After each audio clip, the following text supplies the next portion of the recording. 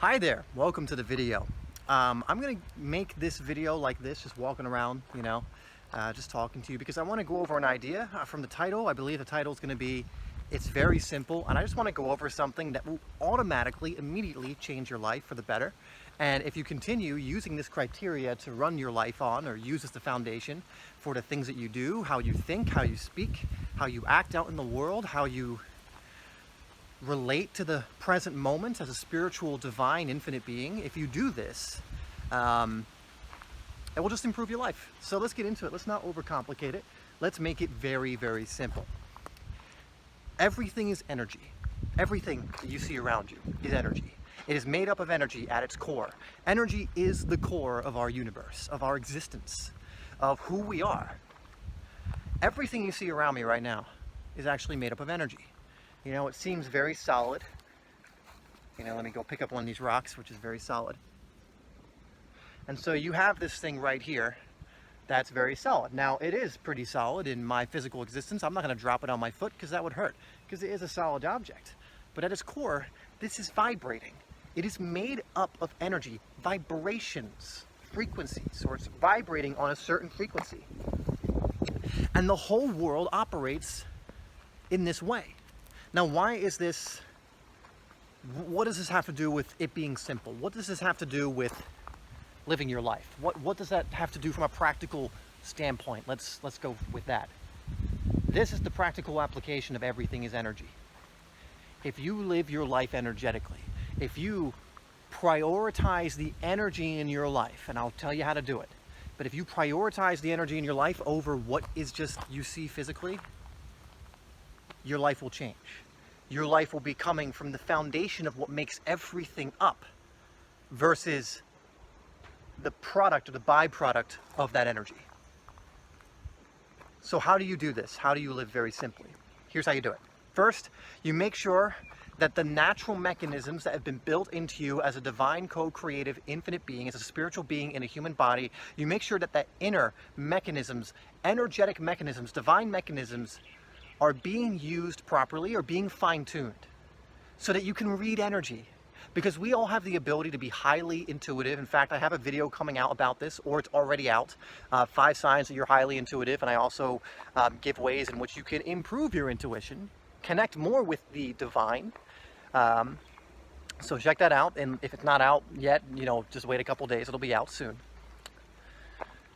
But the more you fine-tune these tools that you have, all of us have, every human being has, every spiritual being in a human body has, the more you fine-tune these tools, the more you will be able to sense energy. The more you'll be able to tune into the energy of something rather than just the appearance of something.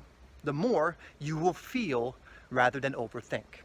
So what are these tools? These tools are your heart, they're your soul, your third eye. These spiritual tools that you have allow you to perceive the world unseen.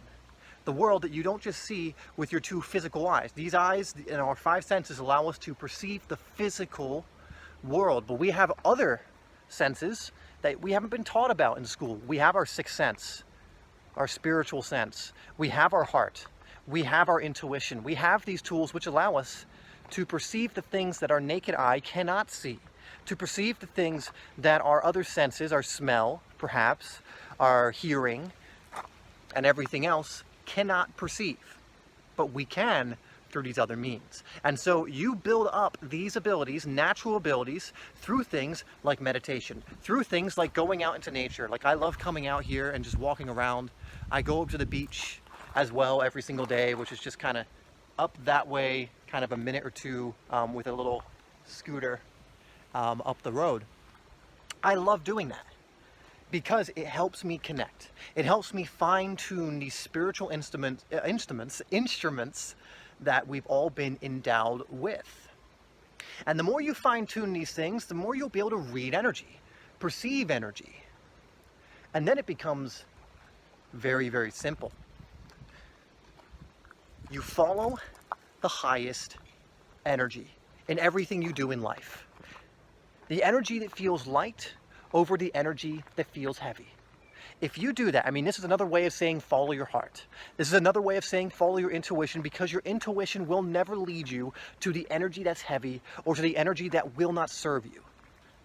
Your heart will never lead you astray. And so when you fine-tune these instruments you have through practices like meditation, through things like breath work, through doing the things that are in your heart, the things that you love to do, the more you cultivate those things, through doing the things that excite you, through getting out in nature, through doing other things like shadow work, plant medicine, if that's something that calls to you and resonates with you. Through doing these different things and fine-tuning these tools, you will be able to read energy. You will be able to hear your intuition more often, more frequently, and more powerfully. You will be able to know what it is your heart is leading you towards. And then this is where it gets simple. You simply follow that. You don't think about it. You don't overthink it. You don't let your mind come in and tell you what your intuition really meant. You don't let your mind come in and tell you what the energy really means. Because guess what? You don't need the mind to do that. You already know, because you have these tools. These spiritual tools that do that for you. You don't need the mind to come in. Remember, the mind is an incredible servant, but a terrible master. It should not be giving you the final judgment on what you should do with the information that your intuition, your soul, your third eye, your spiritual tools are bringing you. And so, you make your life simple by first training yourself to be able to read the energy, and then following the feeling, following the energy. For example, it feels very light and very exciting to go off and do that one thing, whatever it is for you. That's something you should follow. And then there's something else that you were going to do, but it feels very heavy. You feel that pit in your stomach. Your heart drops at the mere thought of it. The mere image of that thing, your heart drops. That is an energetic sign from your intuition, from these spiritual tools, that is something that you should not do. That is something that is not aligned to you. You can do this with people too. For example, maybe you have someone in your life that you've been justifying holding on to.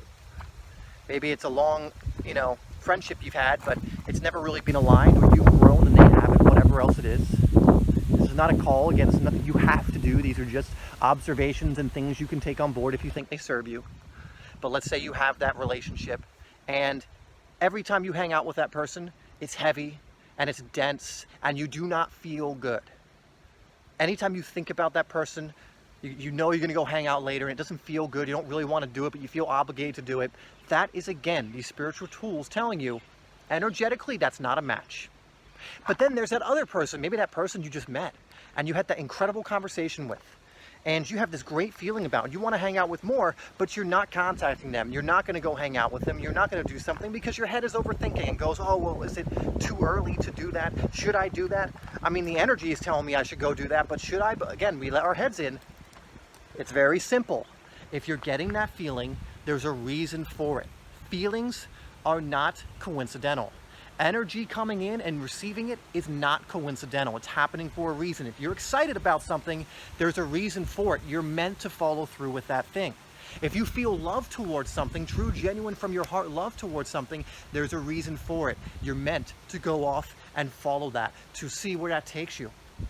If there is a heaviness towards something, towards someone, towards whatever it is, there is a reason for that. It's not just coincidental.